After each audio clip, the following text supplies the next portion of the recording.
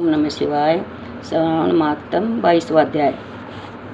22वें अध्याय में बताया है संकट हरण व्रत के बारे में। सनत कुमार ने भगवान सदाशिव से पूछा, हे भगवान, सावन शुक्ल चतुर्थी के दिन सर्व काम फल प्रद संकट हरण देवादिदेव किस विधि से व्रत और पूजन करे और कब उद्यापन करे, मुझे विस्तार पूर्वक बताने का कष्ट करे। भगवान शंकर ने कहा, चतुर्थी के दिन सुबह उठकर दातुन आदि करके पुण्य दाता शुभ संकट हरण नाम का व्रत का संकल्प करना चाहिए। हे देवेश, मैं आज चंद्रमा के उदय होने तक निराहार करूंगा, आपकी पूजा कर भोजन करूंगा, मेरे ऊपर आए संकट को दूर करे। इस प्रकार संकल्प कर काले तिलों से स्नान कर गणाधिपति गणपति भगवान की पूजा करनी चाहिए। अपनी सामर्थ्य के अनुसार, अपनी गुंजाइश के अनुसार सोना चांदी तांबे या गणेश जी की मूर्ति बनवाई। यदि इतना भी न हो सके तो मिट्टी की प्रतिमा कुम्हार से बनवाए। पहले अष्टदल कमल के ऊपर घट स्थापित करना चाहिए, उसमें जल भरकर स्वच्छ वस्त्र से ढक दे और उसके ऊपर प्रतिमा रखकर षोडश उपचार द्वारा वैदिक मंत्रों द्वारा पूजा करनी चाहिए। शुद्ध घी के तिल के 10 लड्डू बनाए, उनमें से 5 गणेश जी के लिए रखे। भक्ति द्वारा देवता की भांति ब्राह्मणों की पूजा करनी चाहिए और दक्षिणा देकर प्रार्थना करनी चाहिए।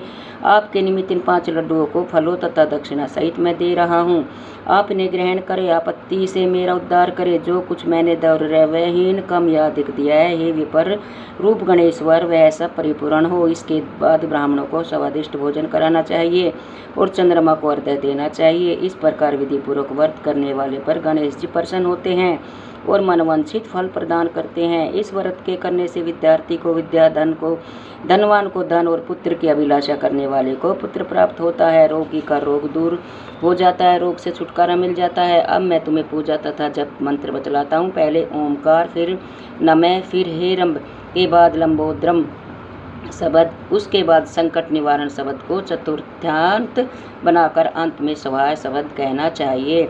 वैसे यह रक्षोर का मंत्र है। मनुष्य को 200 दिशाओं की पूजा करनी चाहिए। निम्नलिखित नामों द्वारा गणेश जी की पूजा करनी चाहिए। उमापुत्र, अग्नाशन, एक दंत, दंतवक्त्र, मूषक वाहन, विनायक, ईशपुत्र, सर्व सिद्धि प्रदायक, गणाध्यक्ष, सकंद गुरु, सर्व संकटनाशक, लंबोद्रम, गौर्य मंगल संभव, धुरम केतु, भालचंद्रम, असुर मर्दन, विद्या विधान, विकट स्वरूपकरण, विद्यन राट, अग्नाशन, ये गणेश जी के नाम है। आप मुझ पर प्रसन्न हो हे गणेश जी महाराज, मेरी सभी अभिलाषाओं को पूर्ण करे। हे प्रभु, मेरे शत्रुओं की बुद्धि का नाश हो तथा मेरे मित्रों का अभ्युदय हो। इस प्रकार प्रार्थना करके अष्टोदस्त होम करना चाहिए। व्रत की समाप्ति पर गणेश जी प्रीत्यार्थ लड्डुओं का ब्राह्मणों को वायना देना चाहिए। आगे दिव्य मंत्र से 5 बार चंद्रमा को अर्घ्य देना चाहिए।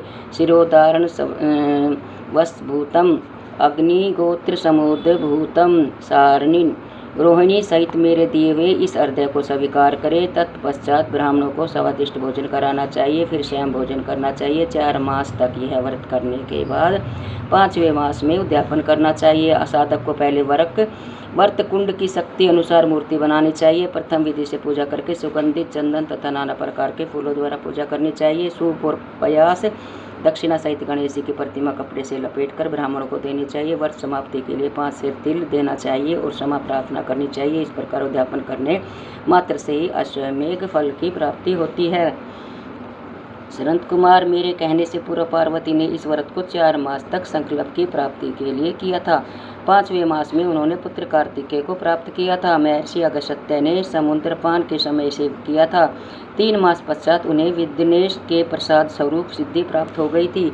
हे मुनीश्वर, इस व्रत को दमयंती ने 6 मास तक किया था, तभी उसने महाराज नल के दर्शन किए थे। अरुणुद को खोजती चित्रलेखा ने इस व्रत को किया। वह कहाँ गए, उन्हें कौन ले गया? वाणासुर के यहाँ जाने पर प्रबुद्धन मन व्याकुल हो गए। तब उनसे रुक्मणी ने बड़े प्रेम से कहा, पुत्र, मैं तुमसे जिस व्रत को कहने जा रही हूँ उसे ध्यानपूर्वक सुनो। पूर्व समय में तेरे जन्म काल के समय मेरे सारी सोरी घर से तुमको एक राक्षस चुरा कर ले गया था। बस मेरा हृदय तेरे वियोग से छलनी हो गया। मैं रोती थी कि मैं अपने लाल का मुख कब देखूंगी। उस समय जब दूसरी स्त्रियों के पुत्रों को देखती तो पुत्र वियोग से पागल हुई। मैं कहती, कहीं यह मेरा पुत्र तो नहीं है। तेरे इस वियोग का दुख झेलते हुए कई वर्ष व्यतीत हो गए। प्रभु कृपा से हमारे यहाँ लोमेश ऋषि आ गए। उन्होंने मेरी दशा को देखकर मुझसे संकट चतुर्थी का व्रत करने को कहा। उनकी आज्ञा अनुसार मैंने 4 बार यह व्रत किया। व्रत के प्रभाव से तुमने वापस लौटकर संभरासुर का वध किया था, अतः यदि तुम भी इस व्रत को करोगे तो अवश्य ही तुम्हारे पुत्र का पता चल जाएगा और वह घर वापस लौट आएगा। माता के आदेश अनुसार प्रद्युम्न ने भी गणेश जी के प्रियतार्थ विधिवत इस व्रत को किया। तभी नारद जी ने आकर उनको बताया कि अनुरुद्ध वाणासुरपुरी में है। उसी समय प्रबुद्धन वाणासुरपुरी में गए और वाणासुर को सैन्य सहित जीतकर अपने पुत्र को पुत्रवधु सहित ले आए। प्राचीन काल में दूसरे देवताओं ने भी विघ्नेश के प्रीत्यर्थ इस व्रत को किया था। मृत्यु लोक में इस व्रत के समान सिद्धि देने वाला और कोई व्रत नहीं है। अधिक कहने से क्या लाभ। इस व्रत को उपदेश नास्तिक और सठ को नहीं देना चाहिए। शिष्य या श्रद्धायुक्त साधु को तुम इसका उपदेश दे सकते हो। हे महामुने, तुम धर्मनिष्ठ विंध्य नंदन तथा मेरे प्रिय हो, इसलिए मैंने तुमको इस व्रत का उपदेश दिया है। बोलो गणेश जी महाराज की जय। इति 22वां अध्याय संपूर्णम। ओम नमः शिवाय।